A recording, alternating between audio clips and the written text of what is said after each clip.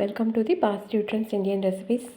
இளநீர் பாயாசம் பார்க்கும்போதே நம்மளும் வீட்டில் செஞ்சு சாப்பிடணும் போல் இருக்குல்ல.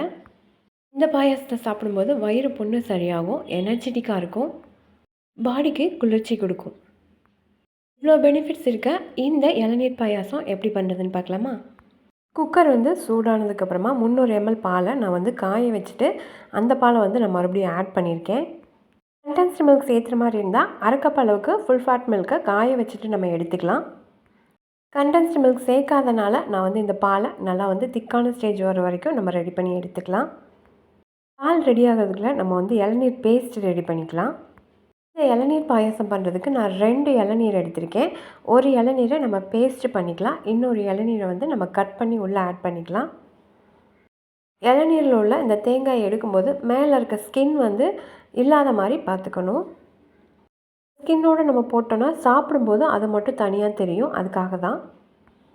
இது 2 காயோட இளநீர். இதில் 2 டேபிள் ஸ்பூன் மட்டும் ஆட் பண்ணிவிட்டு ரொம்ப நைஸாக அரைக்கக்கூடாது, ஜஸ்ட் பேஸ்ட் மாதிரி மட்டும் அரைச்சி எடுத்துக்கலாம்.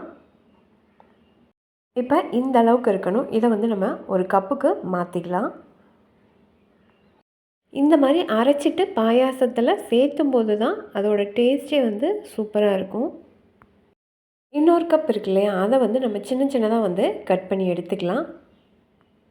இந்த இளநீர் பாயாசத்துக்கு நம்ம நாட்டு சக்கரை கூட ஆட் பண்ணிக்கலாம், இல்லை சுகர் கூட ஆட் பண்ணிக்கலாம். இல்லை ரெண்டுமே வேண்டான்னா கண்டென்ஸ்டு மில்க் ஆட் பண்ணிங்கன்னா அதிகமாக சுகர் தேவைப்படாது. நல்லா சின்ன சின்னதாக கட் பண்ணதுக்கப்புறமா நம்ம இதை ஒரு கப்புக்கு மறுபடியும் மாற்றி எடுத்து வச்சுக்கலாம். இந்த மாதிரி இளநீர் பாயாசம் நான் சொல்கிற மெத்தடில் செஞ்சு சாப்பிட்டு பாருங்கள். நீங்கள் இந்த பாயாசம் சாப்பிட்டு கொஞ்ச நேரத்துலேயே பாடி ஹீட் குறையிற அந்த ஃபீல் உங்களுக்கு தெரியும். இப்போது பால் சூப்பராக நல்லா திக்காக வந்துடுச்சு. அதாவது 300 ml பால் 30 ml பால் வரைக்கும் நல்லா குறைஞ்சி வந்துடுச்சு. இந்த ஸ்டேஜில் நான் 1/4 கப் அளவுக்கு சுகர் ஆட் பண்ணிக்கிறேன். பால் இந்த அளவுக்கு திக்கானதுக்கப்புறம் தான் நம்ம சுகர் ஆட் பண்ணணும். ஃபஸ்ட்டே நீங்கள் ஆட் பண்ணிட்டீங்கன்னா பாலோட கலர் இந்த கலருக்கு வராது. சுகர் ஆட் பண்ணதுக்கப்புறமா மீடியம் ஃப்ளேமில் வச்சுட்டு நம்ம இதை நல்லா கிண்டிகிட்டே இருந்தால் இது கொஞ்சம் இன்னும் திக்காயிரும்.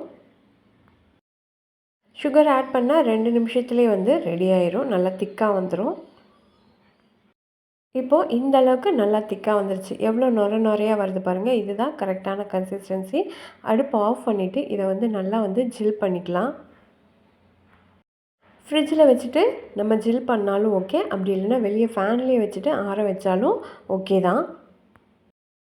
இப்போது இளநீர் பாயாசத்துக்கு எல்லா ப்ரிப்ரேஷனும் முடிஞ்சிருச்சு. நம்ம ரெடி பண்ணி வச்சுருக்க ரப்டி இது.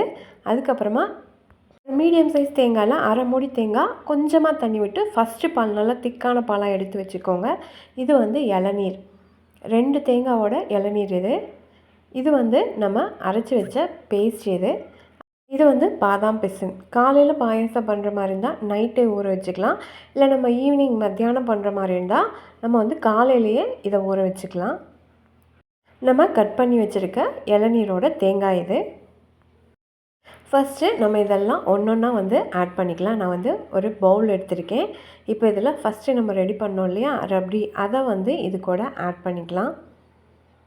எல்லா பொருளோட அளவுகளும் இந்த ஸ்டேஜில் நான் சொல்லிடுறேன். அதாவது ஒரே கப்பில் எல்லாத்தையுமே மெஷர்மெண்ட் பண்ணிக்கலாம். அரை கப் அளவுக்கு ரெடி பண்ண ரப்டியை இப்போ இதில் இந்த பவுலில் ஆட் பண்ணியிருக்கேன். அதே கப்பில் அரை கப் அளவுக்கு நம்ம அரைச்சி வச்ச பேஸ்ட் அதை நம்ம இது கூட ஆட் பண்ணிக்கலாம். நம்ம ரெடி பண்ண தேங்காய் பால் அதையும் அரை கப் அளவுக்கு ஆட் பண்ணிக்கலாம். நல்லா தேங்காய் பால் நல்லா திக்காக இருக்கணும். ஊற வச்ச பாதாம் பிசின் தண்ணியை ஃபில்ட்ரு பண்ணிவிட்டு இந்த பிசினையும் அரை கப் அளவுக்கு ஆட் பண்ணிக்கலாம். கடைசியாக இளநீரில் இருக்க தேங்காய் இது அரை கப் அளவுக்கு ஆட் பண்ணிக்கலாம். இந்த பாயாசம் பார்த்திங்கன்னா தண்ணியாக இருக்கக்கூடாது, நம்ம ஸ்பூனில் எடுத்து சாப்பிட்ற அளவுக்கு கொஞ்சம் திக்காக இருக்கணும். நம்ம வீட்டில் இருக்க ஃபேமிலி மெம்பர்ஸ் அல்லது வர கெஸ்ட்டுக்கு, இல்லை நம்ம யாராவது ரிலேட்டிவ் ஃப்ரெண்ட்ஸ் யாருக்காவது இந்த மாதிரி ஹெல்த்தியாகவும் டேஸ்டியாகவும் பண்ணி கொடுக்கணும்னு தோணுச்சுன்னா இந்த மாதிரி பண்ணி கொடுங்க, சூப்பராக இருக்கும். இந்த இளநீர் பாயாசம் ரெசிபி பிடிச்சிருந்தால் நம்ம சேனலை மறக்காமல் சப்ஸ்கிரைப் பண்ணிக்கோங்க, லைக் பண்ணுங்கள், இந்த வீடியோவை ஷேர் பண்ணுங்கள். மறுபடியும் இதே மாதிரி வேறொரு ரெசிபியோட மறுபடியும் பார்க்கலாம். பாய்.